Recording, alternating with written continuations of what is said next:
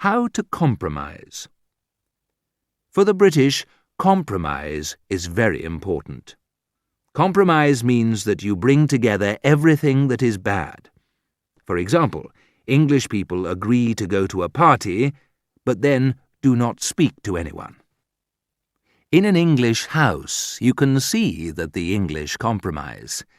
It is all right for their houses to have walls and a roof, but they must be as cold inside as the garden outside. It is all right to have a fire in an English home, but if you sit in front of it, your face is hot, but your back is cold. It is a compromise. It answers the problem of how to burn and catch a cold at the same time. In an English pub, you can have a drink at 5 minutes after 6, but you cannot have a drink at 5 minutes before 6. This is a compromise. To drink too much between 3 o'clock and 6 o'clock in the afternoon, you must stay at home. The English language is a compromise between sensible, easy words and words which nobody understands. A visit to the cinema is a compromise. You must queue uncomfortably for 3 hours to get inside the cinema so that you can be comfortable for 1 hour during the film.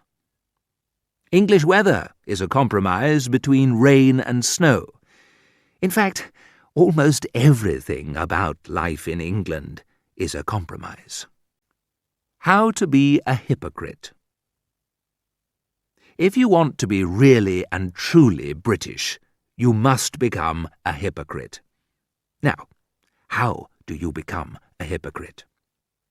As some people say, an example explains things best. I'll try this way. I was having a drink with an English friend in a pub. We were sitting on high chairs near the bar when suddenly there was a fight and some shooting in the street. I was truly and honestly frightened. A few seconds later, I looked for my friend, but I couldn't see him anywhere. At last, I saw that he was lying on the floor. When he realized we were safe in the pub, he stood up.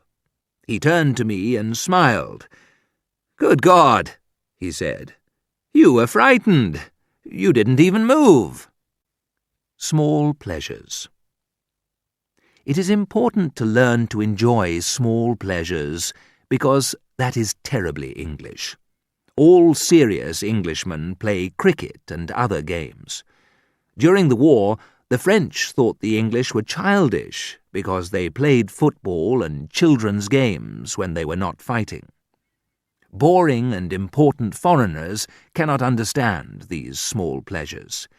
They ask, why do important men in the British government stand up and sing children's songs? Why do serious businessmen play with children's trains while their children sit in the next room learning their lessons? Why, more than anything else, do grown-up people want to hit a little ball into a small hole? This is a very popular sport in England. Why are the great men in government who saved England in the war only called quite good men? Foreigners want to know, why do English people sing when nobody is in the room? If somebody is in the room, the English will stay silent for months. Favourite things. In England, people do not often get excited. They do not enjoy many things, but they love to queue. In Europe, if people are waiting at a bus stop, they look bored and half asleep. When the bus arrives, they fight to get on it. Most of them leave on the bus, and some are very lucky and leave in an ambulance. One Englishman waits at a bus stop, and even if there are no other people there, he starts a queue. The biggest and best queues are in front of cinemas. These queues have large cards that say, "Queue here for 4 shillings and 6pence. Queue here for 9 shillings and 3pence. Queue here for 16 shillings and 8pence. Nobody goes to a cinema if it does not have cards telling customers to queue.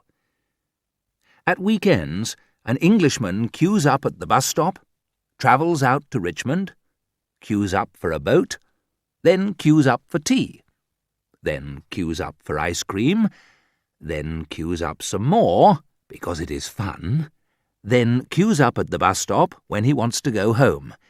He has a very good time. Many English families spend pleasant evenings at home just by queuing for a few hours. The parents are very sad when the children leave them and queue up to go to bed.